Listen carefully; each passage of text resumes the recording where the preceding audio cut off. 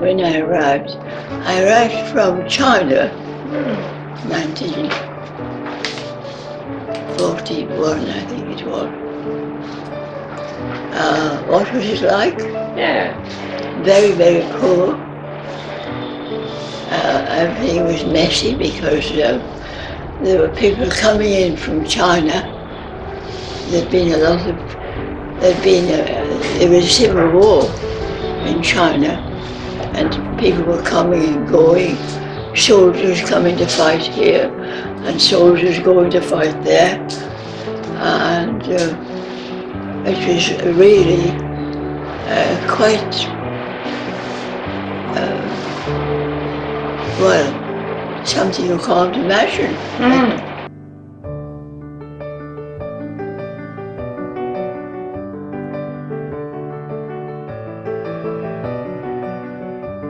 Well, I had already seen Hong Kong, and I wanted to, somehow, I had it in my mind that I must go back because there were a lot of children and they had no school. They were all poor. They were living in wooden huts. Yes. And their lives were extremely miserable. And I thought I would like to live among them and set up a school for the children. Some of them had primary school, but they hadn't got secondary school. So a friend and I decided to set up a secondary school with Form 1. And we had 30 students. What was it like? Those students were absolutely lovely. They were like a family. We used to go and visit them. They would visit us. If there was a storm, we would all go out and see how we could help the people who had been in trouble and had damage from their houses in the storm. And we really felt something we could do.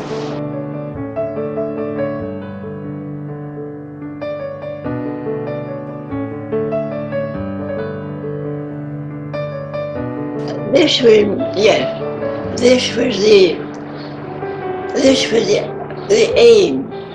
The aim was to try to pull those children out of their poverty into something better, to get them secondary school. And there were two of us first, and we decided to set up one class of 30 students. And I was teaching them all the English lessons and mathematics. And we managed with 2 teachers, 30 students.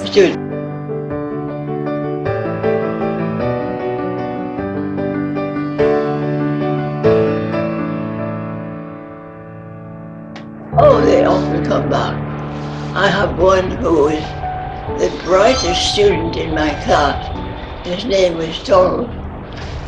And he was so clever, a really good student.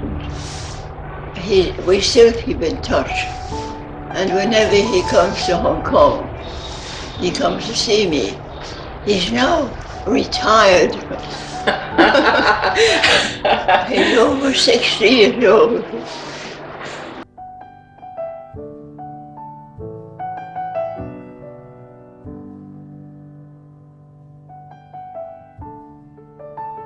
When we'd read all the history and other books that I was teaching, I would go out and look for books suitable for him and let him read them himself. We talk about them. And he enjoyed that.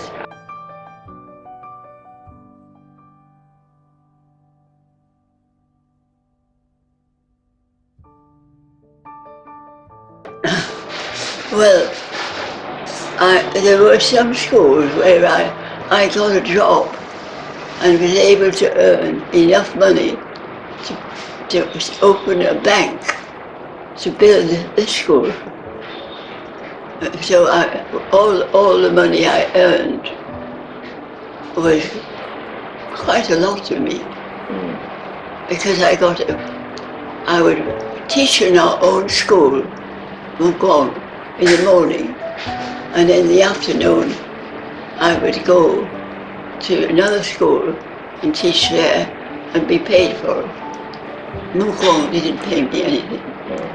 And then I would go in the evening and teach in evening school. And my life was like that, morning till night. Sometimes half the night as well.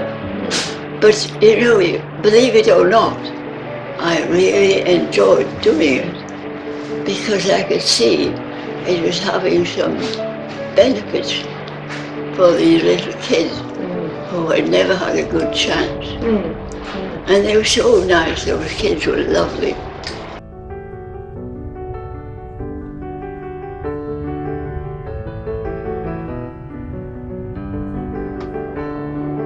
Well, at the beginning, I saw a very big improvement, because if I found that the government had not treated people fairly, I would go right to the government department concerned and tell them.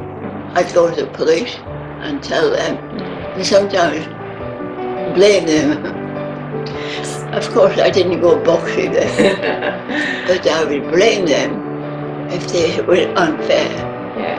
And the police at that time were really nasty, and they hated me.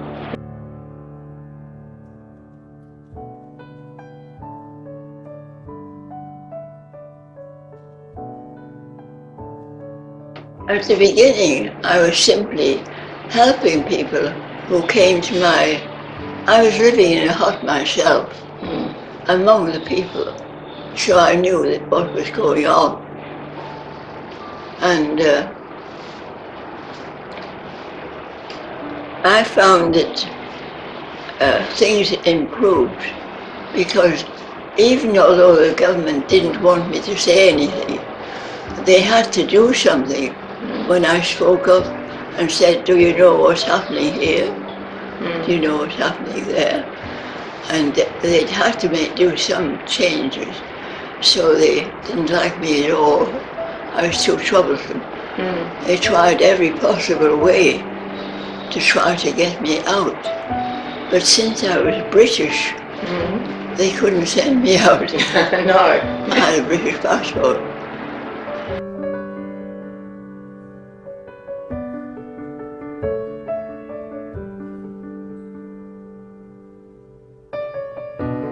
That was a very important point. They were living in huts, and if there was a fire, they'd lose everything. I was living among the huts myself, and if I heard people shouting and running, I would know there was a fire, and I'd get my important papers and carry them outside into the school building, which was safer. Yeah.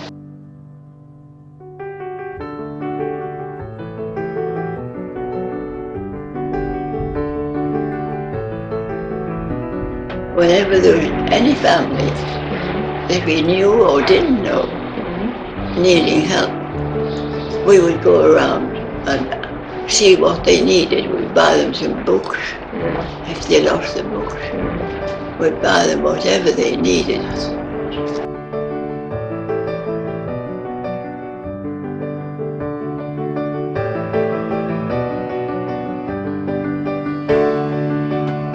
What message would I give?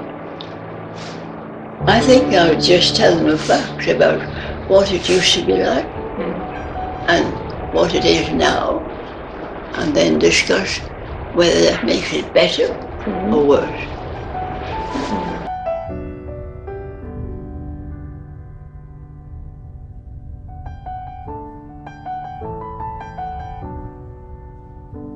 Well,